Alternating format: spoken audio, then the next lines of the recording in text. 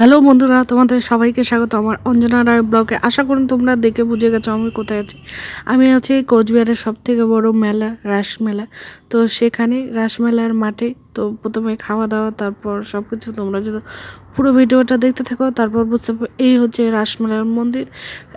ঠাকুর বাইরে বের করে রেখেছে, যারা যারা দর্শন করবে তারা বাইরে থেকে দেখতে পারবে। এবং দেখতে পাচ্ছ দিনের বেলা তবু অত ভিড় হয়নি, কিন্তু ভিড় আছে।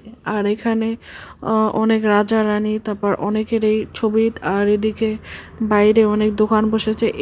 এইখানে সবগুলো ঠাকুরের জিনিসপাতি পাওয়া যায়। তারপর একটু খাওয়া দাওয়া তোমরা আমাকে মেসেজ করেছে অনেকে যখন আমি হোয়াটসঅ্যাপে ফটো দিয়েছি। তো এই জায়গাটা হচ্ছে ৫৫ বর্মা রোডের ওইখানেই, কি শ্রীকৃষ্ণ ভান্ডারের মিষ্টির দোকানের ওখানেই। তো গেলে তোমরা দেখতে পাবে প্রচণ্ড ভালোভাবে সাজিয়েছে।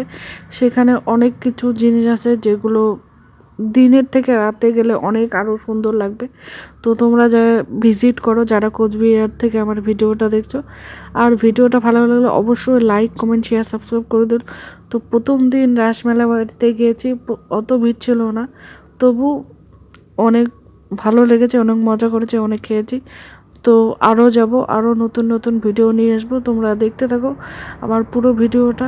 আর এই ভিডিওর দেখানো যত জায়গা এবং জিনিসগুলো সেগুলো তোমাদের কেমন লেগেছে সেটাও কমেন্টে জানো। এরপর মেলার মধ্যে কিছু জিনিসের দাম দর করলাম।